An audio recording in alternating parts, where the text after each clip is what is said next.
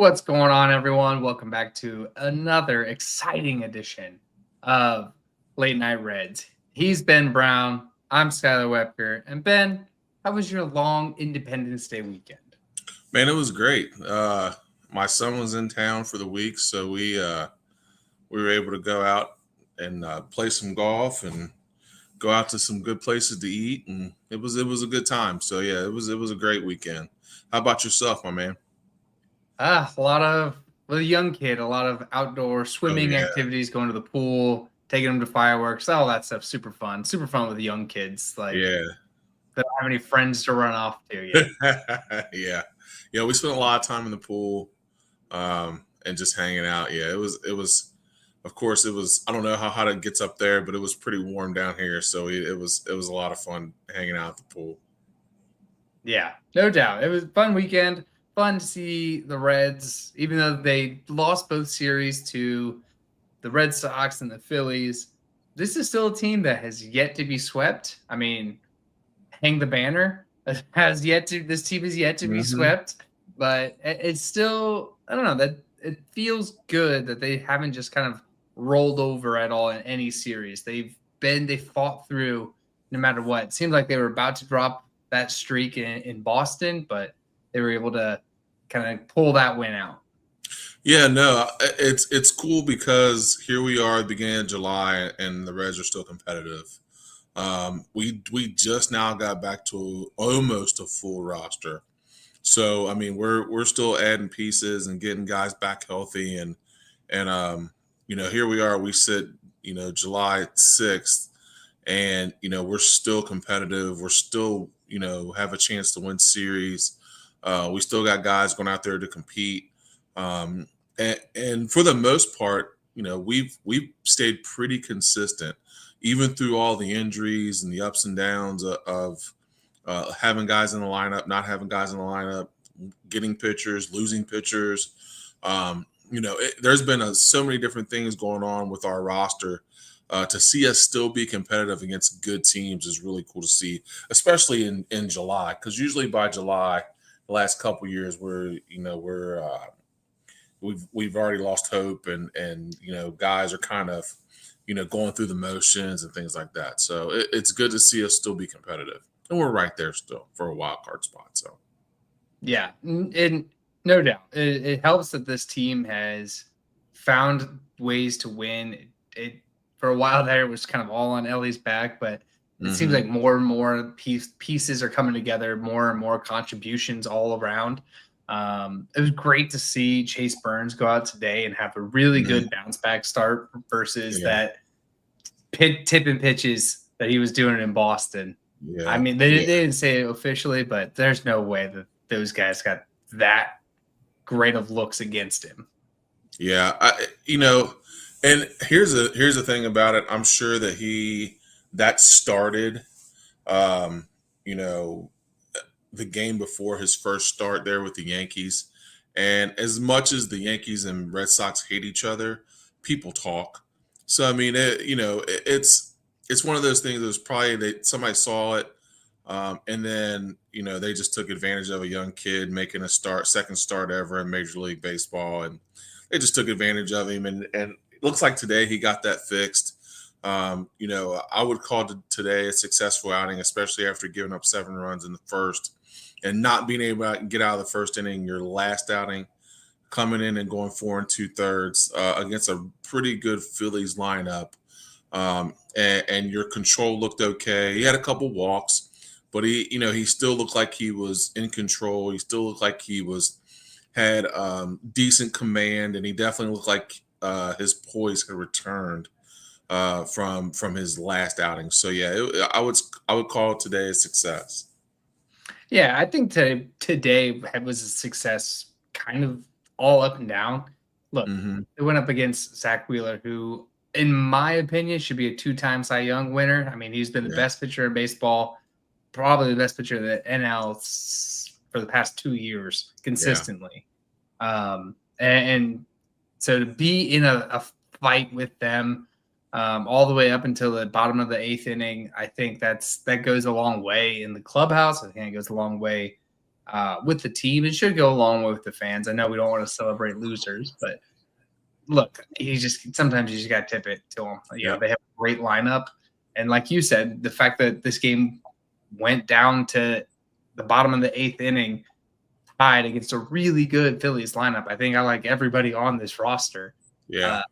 I feel good about that. I feel all right about that. And especially on a getaway day to stop or get back home. And as friend Joey Gaditza has in the comments here, big 7-game homestand.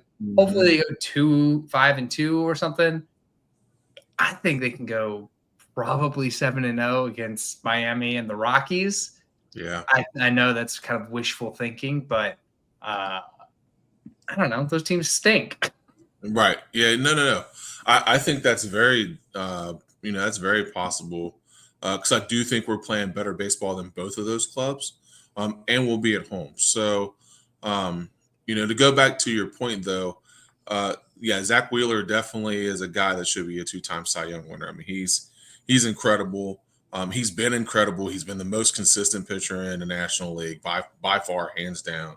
He's been the most consistent year in and year out. So for us to battle to the bottom of the 8th with a guy like that and still have a chance to win, it speaks volumes for where this team is right now and how they're competing.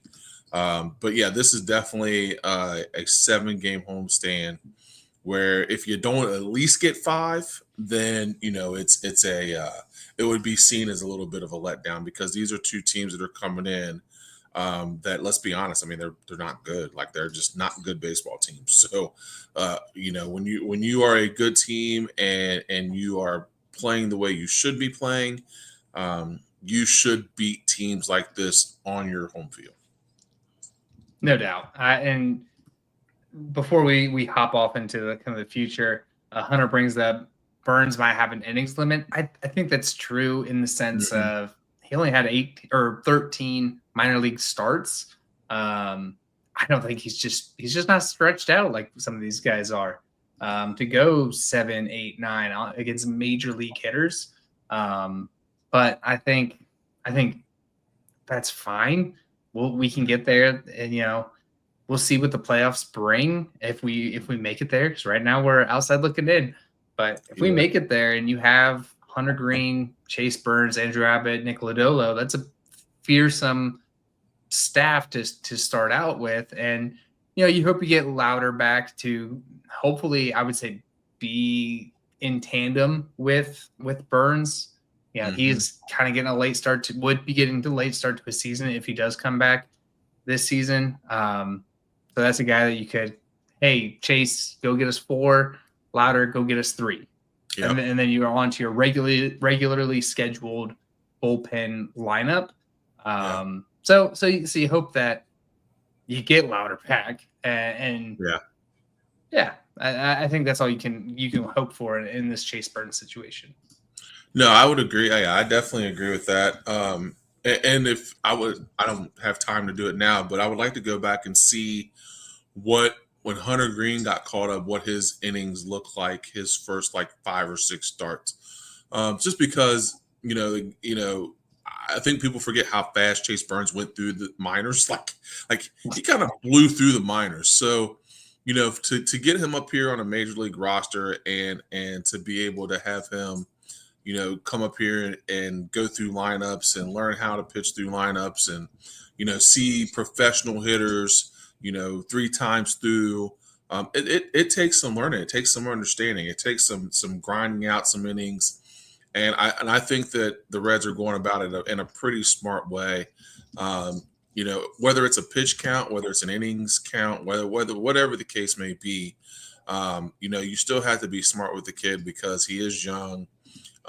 He's ready to go out there and give you 7 and fight through whatever he has to fight through because he's just young and he doesn't, he's learning the game. So I do think that they've got some kind of limit or restriction on him, but I think that's a good thing. I think that's something where you've got to teach a guy how to limit himself and how to battle through some things and see different things and different aspects of a lineup.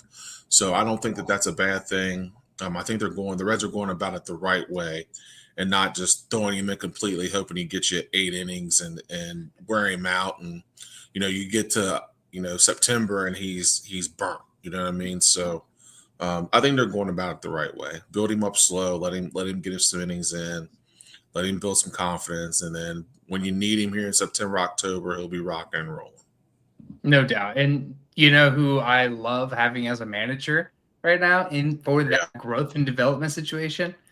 Tito, because that's what he did with every single one of those Cleveland pitchers. Bauer, Clevenger, Kluber, Bieber. He did it with all of those guys. And all of those guys, outside of Clevenger, went on to win Cy Youngs. Mm-hmm. So, I like having Tito for that situation. Yeah, absolutely. It makes a world of difference when you have a guy in a spot that's been through that before.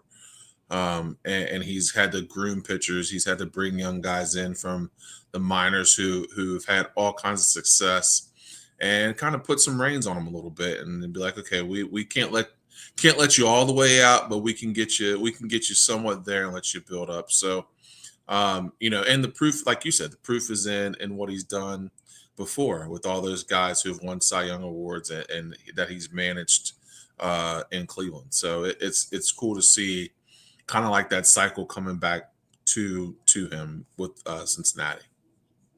No doubt. And while we were kind of going back and forth, I looked up all the other wild card contending team schedules.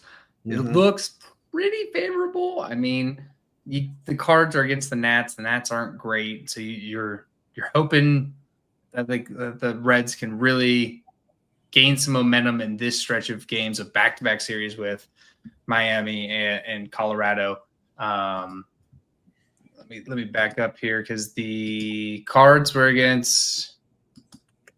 Oh, but the Giants are going up against the Phillies. The Padres are going against Arizona. So those, out of all those series, you really hope that the Nats can step up and help the Reds, because the other ones are a lot tougher than I would say the Reds versus Miami. Oh yeah, absolutely. You hope you get some other teams step up and win some games for you so you can make a little run. But bringing up the Nats is kind of crazy because they're not great.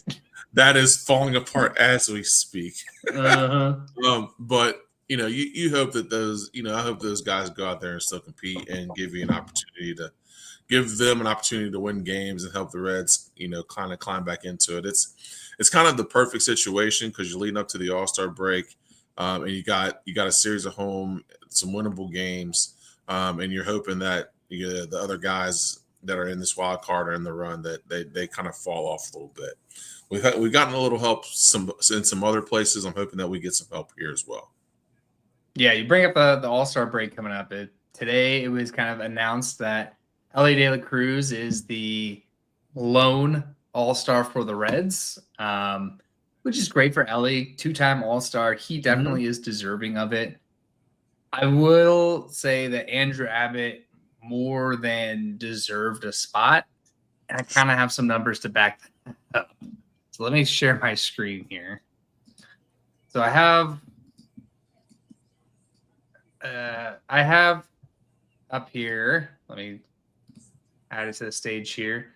So here is Andrew Abbott versus Chris Sale. Chris Sale was named an All-Star. I like Andrew Abbott a whole lot better than Chris Sale, according to these numbers. Less walks, higher ERA plus, lower ERA, better record, the higher WAR. The proof keeps going on and on. Let me share another one. Here's Andrew Abbott with Matthew Boyd, who was also named an All-Star. Andrew Abbott, 2 less games because he kind of started the season hurt, but better win-loss record, better ERA plus, higher strikeout rate, same number of walks. But you see where I'm going here. This guy beat out a ton of other guys that have made it. Lastly, here's Andrew Abbott versus Robbie Ray, who was also named an All-Star this year. better WAR, better win-loss record, better ERA, better ERA plus, better walk rate. Like this, Yeah, I don't know what more this guy needed to do. Did he need to be 8-0 at this point? yeah. It's I have my own. I guess I have my own kind of opinions on All Star games, and like it used to be about talent. Now it's more about name. Mm. And you can't tell me that Andrew Abbott is not an All Star. Like like the guy's been incredible, and you know some of these guys that got put on the All Star team, like they just weren't as good as he was. And you see it every year. I mean, guys get snubbed, and I get it. Snubs happen, but you know, Andrew Abbott has been good against some really good teams, and that should play a factor into it. He has pitched well against really good teams, against guys that were leading a division. He's pitched well against teams that were, leading whatever. He's pitched well. He's been the most consistent guy, and for some reason, like they just overlooked it. And like I said, snubs happen, and it happens all the time. But I feel bad for Andrew Abbott because I feel like he really matured. He really went to work in the offseason, and you can tell that he really worked on just being a better pitcher. Just his pitch selection, his pitch location, being able to get outs when he needs them, battling through struggles in an inning, battling through when he doesn't have his best stuff. He's been good night in, night out, every time he's taken the ball. And, he deserved to be an all-star. And it's kind of a shame that he's not. And you look at those numbers, and I just don't see how people are like, this guy doesn't deserve to be an all-star, especially against the guys that you just put up there. I'm like, come on, like some of those aren't even close. Like it's not even close. No, and that's the part that I love about Andrew Abbott, especially this year, is that he's been the same guy no matter what. Home, Hmm. away, night, day, lefty lineup, righty lineup, Yep. doesn't matter. Does not matter anything. He's always just goes out there and dominates. And like you said, even on games where he doesn't have his best stuff, he still gives you quality starts. Yep. And that I think that's a stat that should be counted on a lot more than it is how many quality starts is the pitcher giving you. Hmm. I mean, because that gives you the best chance to win a game is getting a Absolutely. quality start out there. Yeah, no doubt about it. I mean, that's a really good point. The quality start is such an underrated stat. Um, I think we've talked about this before. If you are a pitcher and you can go 6 innings and give up 3 or less runs, your team has a chance to win the game a lot more than if you go in there and can't get to 6 and you give up 4 or more runs. Like it is a proven fact. So when a pitcher can come in and consistently give you quality start after quality start, you can't tell me that guy isn't worth being an all-star, or that guy isn't worth his weight in a pitching rotation when he's giving you a chance to win every time he takes the ball. Even in his Yeah. bad outings, he's giving you a chance to win the games every time. Yeah. And I mean, that's a pitcher's pitcher, right? Like Yep. I don't have to have lights out stuff or high velocity or whatever, but I can pitch. Like he's a guy that can pitch. He doesn't Yep. have any high anything. He doesn't have great stuff. He doesn't have the wipe him out slider. He doesn't have a blow past you fastball, but he can pitch. Yes. Absolutely. Absolutely. He is just and that's why I said I give him credit in the off season for going to work on just being a consistent pitcher. Um, when you're able to put balls in the zone and put balls in play, you're able to make big pitches when you need to. You're able to rely on your stuff when you need to, and he's not going to blow you away with fastballs. He's not going to blow you away with other stuff. Then it's one of those things where he's a guy that is constantly just being consistent and being in the zone, and being around the zone and giving guys not unhittable pitches, but pitches that are that are hard to hit in their zones. And he's done that consistently. He's done that consistently this year. Absolutely. And so, Ellie, well-deserved all-star spot. I'm not saying take Ellie's spot away, but I do think Andrew Abbott needed to be on this staff, needed to be there. The other piece of Abbott, and I'm giggling because Seth Shaner just put in our text message chain Abbott's stats against Kershaw's. Kershaw was only in because he got the commissioner legacy vote. Yeah. I guess the commissioner golden ticket, if you want to call it that. Yeah. But he deserved to be in outside of a commissioner vote or anything like that. I understand the fan vote, probably not, but my word, the player vote, he definitely should have got the player vote. Yeah. And and like I said, the player vote to me, I just think that the guys, I just think that sometimes it just doesn't shake out the way it's supposed to. You know what I mean? Like, I think guys know who they know. They don't know who they don't know. And it, unfortunately for Andrew Abbott, he's not a guy that's in commercials. He's not a guy that when when people think Reds pitching, they think Hunter Green. And right, wrong, or indifferent. I mean, that's just how it is. They don't think Andrew Abbott. So when it comes down to player votes, like if Hunter Green was having Andrew Abbott's season right now, Hunter Green would be an all-star because Hunter Green is the name that's known by the Reds. And unfortunately for Andrew Abbott, he's just not as well known, even though he's having a tremendous season. Yeah, I agree. I mean, we could go on and on about this subject, but right. we got some other things to get through. This week we kind of saw for the first time the lineup that we all anticipated seeing with Austin Hayes, Noel V. Marte, Christian Encarnacion Strand, just kind of all these guys that were peppered with injuries in the beginning. We're finally getting to a point where, all right, this is the team. This is the roster. There's not anything else Nick Kroll can lean on saying, we just got to get guys back. Now, granted, we're still waiting on Hunter Green and Jake Fraley to be back in. But position player wise, you feel pretty set with the guys that you do have out there. And obviously missing Hunter Green, but these guys have responded with Hunter Green going out. It's not like, all right, there's a hole in the rotation. It's never felt like a hole in a rotation. So I give credit to those guys, but it feels good to have most of this roster back. Yeah. It's hard to believe that we're here in July and we're just now getting the roster we thought we were going to get on opening day. Like it's just so crazy to me. All the injuries, all the things that have happened, all the guys that have been out, all the guys that have came back, left again, came back. It's crazy to me to think about that. And now here we sit.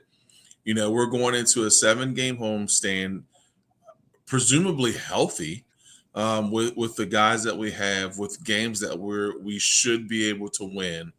And you're sitting in a spot right now where you're getting all these guys healthy right before the All-Star break, and then you can go into after the All-Star break and kind of make your run. But I do think having those guys back is nice, but I think it's even more nice that we have the schedule that we have going into the All-Star break with our full lineup to be able to make the best of this 7-game run.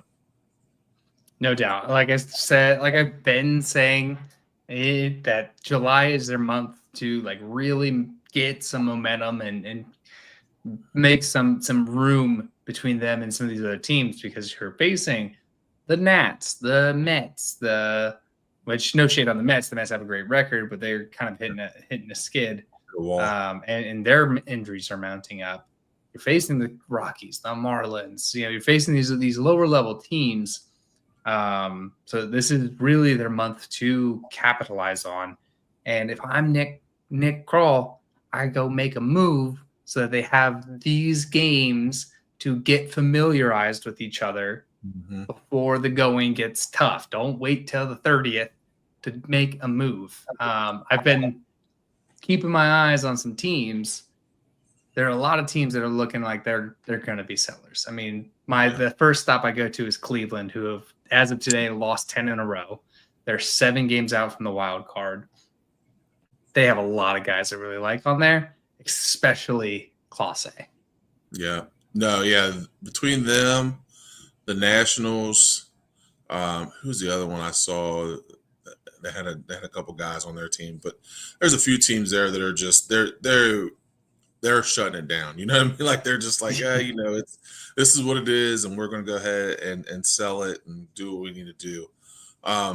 Yeah, I agree with you, man. I hope Nick Kroll just isn't happy with guys getting healthy. Um, you know, I hope he doesn't fall in love with, oh man, well, we got a healthy roster now. We don't need to make moves. I'm hoping that he realizes that, you know, picking up a reliever, picking up another outfielder, picking up a guy that can add some pop to your lineup. And I'm hoping that he doesn't just stand pat because we got guys healthy now. I'm hoping that he doesn't see that as, oh well, that's kind of like free agency. We got guys back healthy. I'm like, no, that's not how that works. Like we've got to make a move. So, you know, with some of these guys being sellers, there's some guys out there that I know that would look really good in red uniforms and be able to help this team win baseball games. I'm just hoping that Nick Kroll, I hope he doesn't play scared. I hope he doesn't play scared because he got burnt. I hope he doesn't play scared because of whatever the case may be. I hope he realizes that this team's core can win baseball games if you keep adding pieces.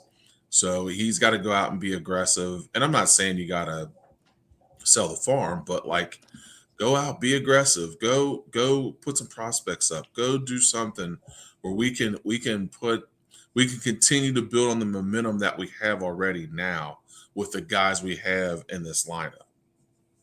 Yeah. Well, he kind of came out with his statement on free agency or on the trade, how he's approaching the trade deadline. And he says, you'd always like to buy no matter where you are. That's the goal. Let's see how we play over the next couple of weeks and where we are, which is basically saying, I don't have a plan. I got nothing. Yeah. And then he goes on to say, we want to get guys back healthy first. That's our number one Yep. goal. And it's like, Yep. you got 2 guys injured, and one of them can't play Major League Baseball this year because of his shoulder injection, whatever. Like Yep. getting Hunter Green back, yes, let's make that a priority. But the starting rotation isn't the problem area. The problem No. area is the outfield and a left-handed closer that can get the job done. No shade to Rogers or any of those guys in the bullpen, but it's just not cutting it. So go get a Clase who will likely be available being 7 games out. Go get a Lane Thomas. Go get a Brent Rooker, because the other teams I have listed: Cleveland, A's, Orioles, White A's, that was the other one. Sox. A's was the other one I was thinking of. That's the other one. I Yeah, knew they'd be and sellers. then maybe the Angels and the Red Sox. They're still out of it, but not like enough out of it to pack it in. But if you can get, a Taylor Rogers, a Joe Adell, Mickey Moniak, something, Wilmer Mhm. Abreu, that's the guy I want them to get. Like those, Nick Kroll needs to be having those calls now. Don't wait till the 30th, and then you have a rough August schedule. Yeah. Do it now. Let these guys play these easy games together, get familiarized, and then they can hit August running. Yeah, that would be ideal. You know, I hate to be a negative Nancy, but I just I just nothing in his history tells me he's going to do that. But gosh, I want him to. Trust me, I do. I really want him to. I hope he changes my mind and says, you know what, we're going to make a move, and this is what we're doing, and we're going to go get Clase. We're going to get a guy that can play in the outfield, and I would think that he would see that those are some of the glaring issues that we have. You know, it was nice to have Sam Maul back, but he's not the answer. Like he's not. I like Sam Maul. It's not no knock on Sam Maul, but he's not the answer. Um, I just don't. I'm hoping that he doesn't fall in love with the guys returning from injuries, and it makes him sit on his hands. That's my fear. Is that he's like, man, we still got Hunter Green coming back. We've we've got Fraley will be healthy, and then we'll make our run. I'm like, no, that's not what we want. Like we gotta go make a move, man. We gotta go make a move. So I'm hoping that he doesn't fall in love with the guys coming back from injury. And here's the worst thing that could happen is that we go 7-0 before the All-Star break with the guys that we have, and he doesn't, and he's going to do nothing because he's like, oh, Yeah. we're good. And that's my biggest fear is that, and I'm not saying that I don't like our roster. I do like our roster, but we've also seen glaring things that we need in order to be able to get over that hump. So I would love for us to go 7-0 in this next homestand before the All-Star break, but it also makes me nervous because he could see that as, oh, well, this team's fine. We've gone 7-0 against, not very good competition, and then That's the kicker. 7-0 against bottom of the barrel yeah, teams versus a Phillies lineup that we saw today with a really good lineup. Like yes, if you had one yep, more big bat to get over the hump, you take that series. yep, no, absolutely. So that's my fear is that he's going to want to stand pat and not make a move. I'm hoping that Terry Francona can change his mind and say, okay, this is what we need at the before the break, before the trade deadline. These are the things that we need, and I'm hoping that he's like, okay, and within reason. I'm not saying you got to go out and get break the bank, but there's guys out there that are on expiring contracts. There's guys out there that are willing to be moved on reasonable contracts. Just do your research. Go get a guy that's going to fit what we do. Yeah, I mean, here I agree with you on all the points, especially the fact that I'm fairly certain Nick Kroll's not going to do anything because he hasn't ever done anything. Right. The last significant trade deadline piece was Trevor Bauer, and that was Dick Williams' team before he jumped ship in 2020. So Nick Kroll hasn't done any trade deadline deals outside of Sam Maul, which wasn't, fantastic. Hunter Maul, I mean, not bad. I shouldn't say that. It wasn't bad, but it didn't move the needle. Right. Hunter puts in here, are there any prospects you would consider off limits? Outside of Chase Burns? Nope. Nope. Honestly, no. I mean, like you said, outside of Burns, no, not at all. Here's the thing. Prospects are nice. I'm not saying prospects aren't nice, but when you're building a farm system and you're building those guys as assets, let them be assets. Like other teams, like you can build your team from those assets, and then you just build more assets and you grab another asset from a different spot. There's so many different trades and roster moves and the draft and there's so many different things and aspects. Like you're always going to get prospects. You're never going to run out of prospects. So why not trade some of those pieces as assets and help your major league roster now instead of waiting on prospects? Because you never know if a prospect's going to pan out. You just don't know. So why not use those pieces and bring guys in that can help your big league roster today? So no, there's not a prospect outside of Chase Burns, not a prospect that I would not let go of. The other caveat I would add to why there are no prospects off limits goes along with, hey, help your major league team today, because Ellie De La Cruz is on your team today. He might not be on the team by the time Sal Stewart is ready. He might not be on the team by the time Alfredo Dunn is ready. Yep. So help this major league team today. Emmanuel Clase, I keep saying it, he's under team control until 2028. So you have good long runway with a great left-handed closer there. So go help your team today. Don't. Yeah. That would be I don't know. Is there a school you gotta go to be a GM? Because like I should have went and done that. Yeah, there's a lot of people a lot smarter than me that know the numbers and all that stuff, but I don't know. I just think that there's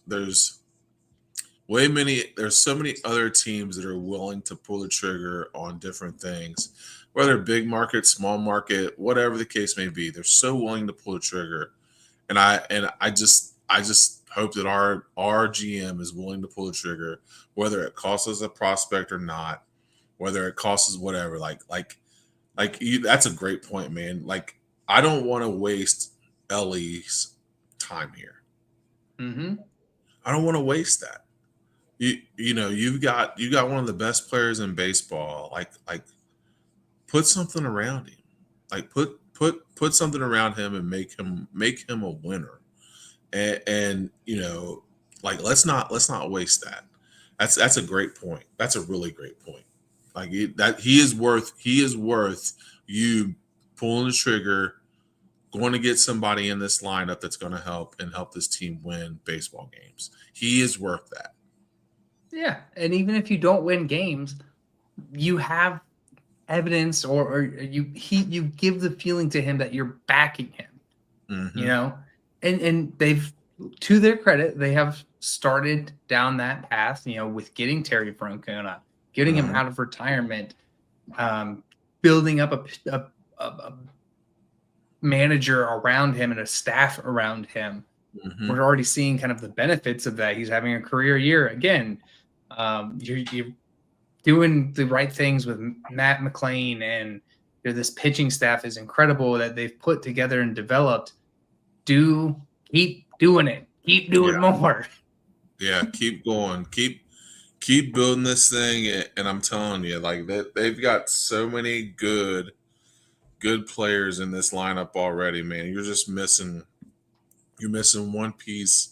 You're missing an outfielder and a big bat. That's all you're missing, and this team could be really, really good. I love Spencer Steer. I love Matt McClain. I love Ellie, Austin Hayes. Like all these guys, you've got a core 4 or 5 guys, man. That if you make one move or a couple moves or whatever the case may be, that you could build around these guys and they could really make a run. Because the Central, I mean, as much as we say it, the Central still isn't great. And we're right there in the wild card. So, I mean, if you're willing to take a risk and go ahead and pull the trigger and get some guys in here, then I think we can still make a run at the Central, and we definitely can make a run at the wild card. We're still right there. Yeah, especially the Central. I mean, to me, the Cubs are great. Don't get me wrong; they're having a really good year, but they are playing off of stuff like Kyle Tucker, who will be a free agent at the end of the year, and they're having an MVP year from Pete Crow Armstrong. Yeah. Take those away next year. I mean, maybe Pete Crow Armstrong repeats, great, but maybe Kyle Tucker resigns, good for them. But to me, they're playing with borrowed time, and even with borrowed time, they're only 6 games up on the Central, or 7 games. I don't know what the number is now. Yeah. So like you're right there. You're right there, and I think you can be better than Milwaukee. I think you're definitely better than St. Louis. Mm-hmm. But if you get like a good outfield bat, a good left-handed back of the bullpen piece, I think you're really cooking with gas. Yeah. I mean, it's just it's nice because you're right there, and I think it's 7. They're 7.5 out, but even still, that's not. I mean, you're not even halfway through the season. You're maybe halfway through the season, but it's right there. Like you're a couple pieces away. And the Cubs have shown that there is a collapse possible. I mean, like the Cubs have a history of having having a collapse somewhere midway through this season, where things start to go bad and then they figure it out. But we can make a run at them. It's not anything out of the question. I think to me, I mean, we're one of the best teams in the Central, and we just got to make a run at it, and we got to support that roster. We got to get guys in that are going to help us win baseball games, and there's guys out there that can do that if we're willing to just make a move and take a chance. No doubt. And Pat Magooch puts in here with kind of reference to the A's. Could they get a Lawrence Butler? Yeah, they probably could, because the A's don't like baseball. But I would shoot higher. My starting point would be my starting ask would be Brent Rooker, even with the extension and the money and anything like that. They kind of paid all these guys just so that they can get all the other owners off their back about, you're taking all the profit share, but you're not spending on the team.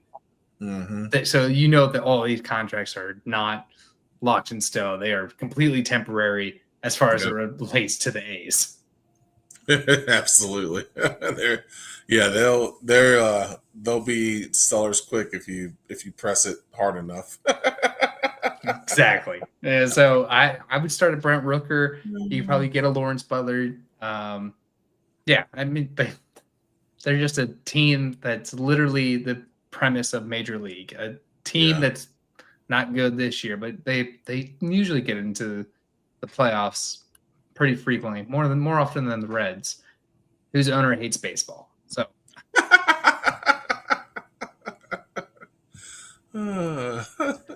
So yeah, as it comes to, before we go into like what's upcoming, kind of news today or yesterday, that old friend Jamer Candelario has found a new home in Scranton, Pennsylvania, with the Yankees minor league team.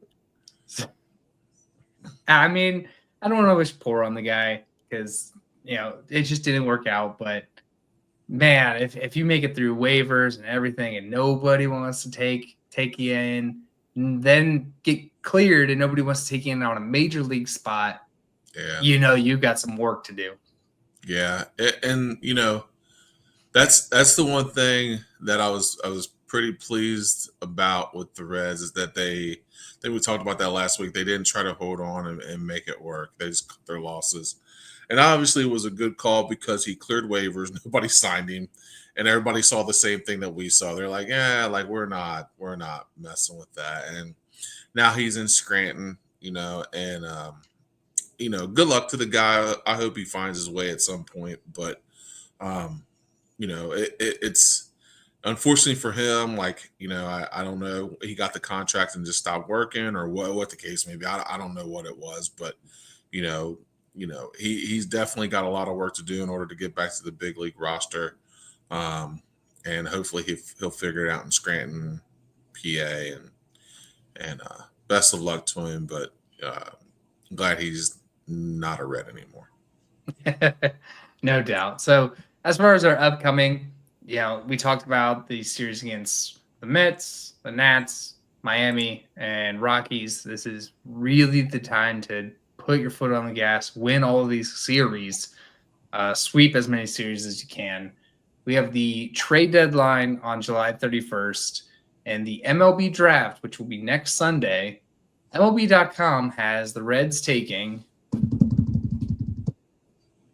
Billy Carlson, a shortstop out of high school. What are your thoughts on using a first-round pick on high schoolers?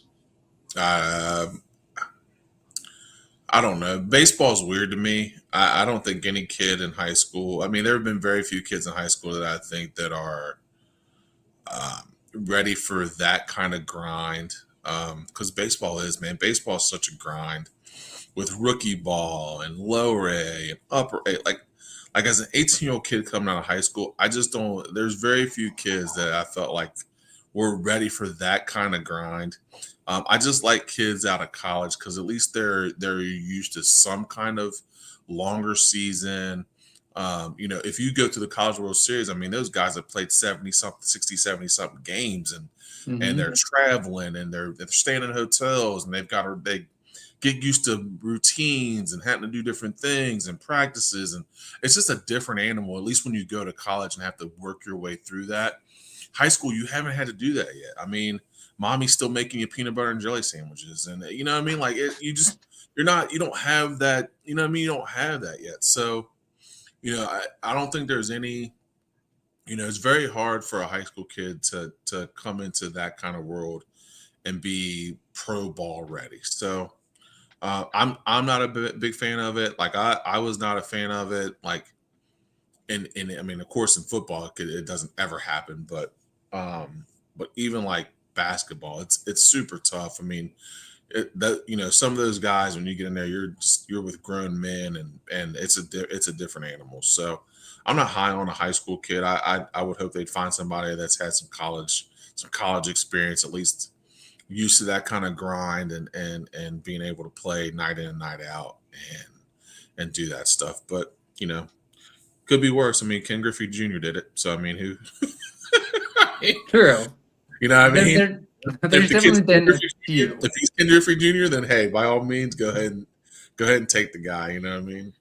Yeah, I mean, and Hunter puts it in here, kind of tongue in cheek. Like, I wonder what Austin Hendrick is up to these days. Kind of the last first round pick that the Reds took out of high school. Yeah, I think there are a select few that can do it. We've seen Hunter Green, like you said, Ken Griffey Jr. But to me, especially for a first round pick, I definitely would prefer a college level player, just because not only, like you said, the grind, like, can they make it through? It's such a leap to go from high school to major leagues or even rookie ball or anything like that. It's such a leap. It's such a grind that a lot of times we don't see these guys ever make it up, like Austin Hendrick or anything like that. Versus, let's go through the college guys. Like Matt McClain flew through the minors, got up here as fast as possible. Chase Burns flew through the minors, got up here fast as possible. Brett Lauder, Nick Lodolo, Andrew Abbott, those guys flew through the minor league systems and are here.